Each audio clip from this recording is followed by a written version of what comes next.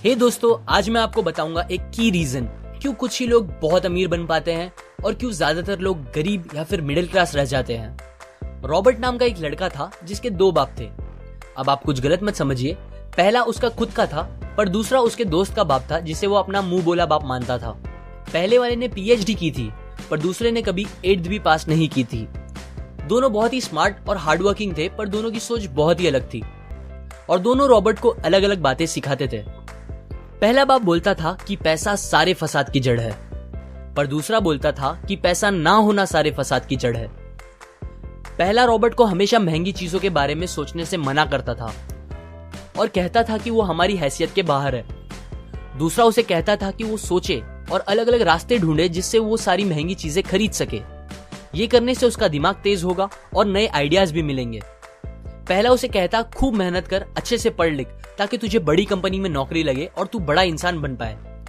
दूसरा कहता था तू खूब पढ़ मेहनत कर पर खुद की कंपनी खोल ताकि तू खूब सारी नौकरियां लोगों को दे पाए।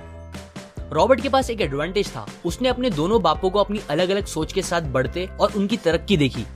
उसने अपना दिमाग लगाया और अपने दूसरे बाप की बातें मानी और फॉलो की, जो कि बाद में मायामी फ्लोरिडा का सबसे अमीर इंसान बना और उसकी सिखाई बातों से उसने खुद करोड़ों कमाए, जबकि उसका पहला बाप जिंदगी भर गरीब रह गया। सबसे इंपॉर्टेंट बातों में से एक बात जो रॉबर्ट ने अपने अमीर बाप से सीखी वो थी फाइनेंशियल लिटरेसी, जिसका मतलब है एसेट्स और लायबिलिटीज के बीच का डिफरेंस जानना।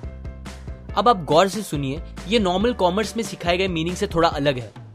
रॉबर्ट ने काफी इजी शब्दों में उसका मीनिंग बताया है, जो कि कुछ ऐसा है। एसेट्स कोई भी वो चीज होती है जो आपको पैसे बना के दे या फिर आपके जेब में पैसे डाले, और लायबिलिटीज वो चीजें होती है जो आपके जेब से पैसे ले ले या आपके पैसे खत्म करे। अमीर लोग इसीलिए अमीर होते हैं बिकॉज वो अपने एसेट्स बनाते हैं, जबकि मिडिल क्लास लोग बस लायबिलिटीज पे खर्च करते हैं। मिसाल के तौर पर रमेश और सुरेश नाम के दो दोस्त थे। दोनों सेम पोजीशन और सेम सैलरी पे काम करते थे। जब भी उन्हें सैलरी मिलती, रमेश अपनी सैलरी से नए कपड़े, नए गैजेट्स, नया फोन, बाइक या कार ऐसी चीजें खरीदता था जो उसे अमीर जैसा फील कराती थी। पर वो ये नहीं समझता था कि ये सारी चीजें लायबिलिटीज है जो उसके पैसे उससे ले रही है, ना कि बस जब वो उन्हें खरीदता है तब, बल्कि आगे भी मेंटेनेंस वगैरह के लिए, जिसकी वैल्यू वक्त के साथ कम हो जाएगी और ना ही वो उससे आगे कुछ पैसों का प्रॉफिट देगी। बट सुरेश ऐसा नहीं था। वो ये सारी चीजें नहीं खरीदता था जब तक कि उसके लिए बहुत जरूरी ना हो वो चीज खरीदना।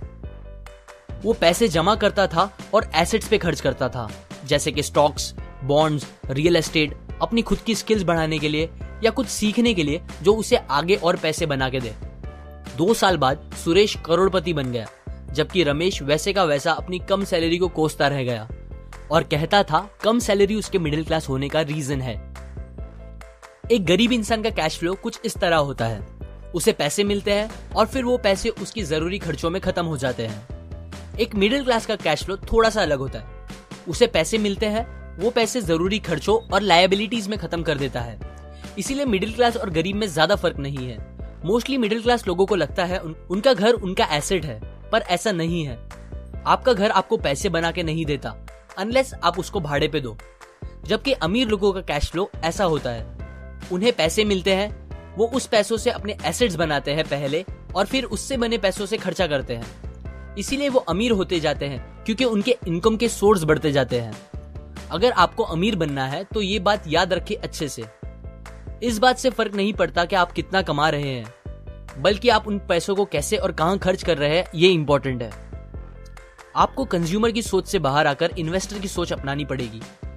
लोग कंप्लेन करते हैं उनकी खराब कंडीशन का रीजन उनकी कम सैलरी है और सैलरी बढ़ेगी तो वो आराम से रहेंगे, पर प्रॉब्लम ये है कि इनकम बढ़ने के बाद लोगों के खर्चे ज्यादा बढ़ जाते हैं, क्योंकि ज्यादा पैसे ज्यादा अच्छी चीजें खरीदने पे मजबूर करता है, जैसे कि एक बेहतर फोन, कार, घर, जो कि सब फिर से बस लायबिलिटीज है जो आपको कभी अमीर बनने नहीं देगी।